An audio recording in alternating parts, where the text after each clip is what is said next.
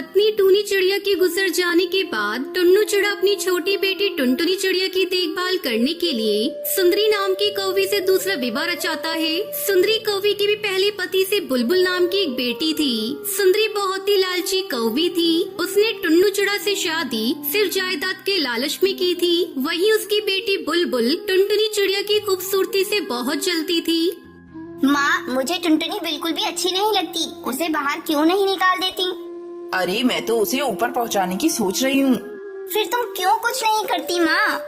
तब तक आप लोग हमारे इस वीडियो को लाइक और अगर आपने हमारे चैनल को सब्सक्राइब नहीं किया है तो जल्दी से सब्सक्राइब कर लें और कमेंट सेक्शन में जरूर बताएं कि आपको हमारी ये कहानी कैसी लगी। बस मौके का इंतजार कर रही हूँ बेटी। बस एक बार इसके बाप को किसी काम से शहर के जंगल जाने दे, उसके बाद हम टुनटुनी को रास्ते से हटा देंगे और कुछ दिनों बाद इसके बाप को भी रास्ते से हटा देंगे। पूरी जायदाद में हमारा ही राज होगा।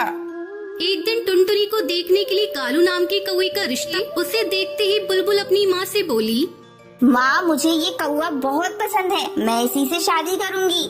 इधर कालू के घर वाले टुनटुनी चिड़िया को पसंद कर लेते हैं। ये सुनकर सुंदरी कौवी और बुलबुल टुनटुनी चिड़िया से जलने लगी। माँ, कुछ करो ना, वरना उस बंदरिया की शादी राजकुमार कौवे से हो जाएगी। तू फिक्र मत कर बेटी, मैं कालू की शादी टुनटुनी के साथ कभी नहीं होने दूंगी। अगली सुबह टुनटुनी चिड़िया के पिता टुन्नू चिड़ा को काम के सिलसिले में शहर के जंगल जाना पड़ा। ये देखकर सुंदरी कौवी मनी मन बहुत खुश होती है और अपनी बीवी से कहती है, जंगल के पास वाली नदी में खतरनाक मगरमच्छ रहते हैं, यही अच्छा मौका है टुनटुनी को रास्ते से हटाने का। इतना कहकर सुंदरी ने टुनटुनी चिड़िया को बुलाया और कहा, अरे ओ टुनटुनी, जरा इधर तो आ। हाँ माँ, आपने बुलाया? जंगल के पास वाली नदी में जो नीले रंग के फूल खिले हैं उन्हें तोड़कर ले आओ। मेरे सर में बहुत दर्द हो रहा है। सुना है उन फूलों को पीसकर लगाने से सर दर्द ठीक हो जाता है। पर माँ, मैं अकेले जंगल में नहीं जाऊंगी, मुझे डर लगता है। ज्यादा बहाने मत बना, जल्दी जा और लेकर आ, नहीं तो मैं तुझे घर में घुसने नहीं दूंगी। टुनटुनी चिड़िया न चाहते हुए भी डरी सहमी जंगल जा पहुंची, लेकिन उसे ये नहीं पता था कि बुलबुल कर रही है। टुनटुनी चिड़िया जैसे ही नदी किनारे नीले रंग के फूल को तोड़ने लगी, तभी बुलबुल ने पीछे से उसे जोर का धक्का दिया और वो नदी में गिर गई। अरे बचाओ मुझे, अरे कोई मुझे बचाओ, मुझे तैरना नहीं आता, बचाओ मुझे। चलो, अब ये मेरे रास्ते से हमेशा के लिए हट जाएगी। ये कहते हुए बुलबुल घर वापस लौट आई। वहीं दूसरी ओर टुनटुनी चिड़िया को जब होश आया तो उसने अपने आप को नदी के उस पार पाया। अरे, मैं तो नदी में डूब गई थी, फिर मैं जिंदा कैसे बच गई? तभी उसे किसी की आवाज सुनाई दी। यहाँ वहाँ देखा तो उसे एक बोलता हुआ पेड़ दिखाई दिया। उस पेड़ पर ढेर सारी नेल पॉलिश की शीशियाँ लटक रही। घबराओ नहीं टुनटुनी, अब तुम सुरक्षित हो और मुझे तुम्हारे बारे में सब पता है। तुम्हें हैरानी हो रही होगी ना कि एक पेड़ भला कैसे बोल सकता है। हाँ, और आप मेरा नाम कैसे जानते हैं?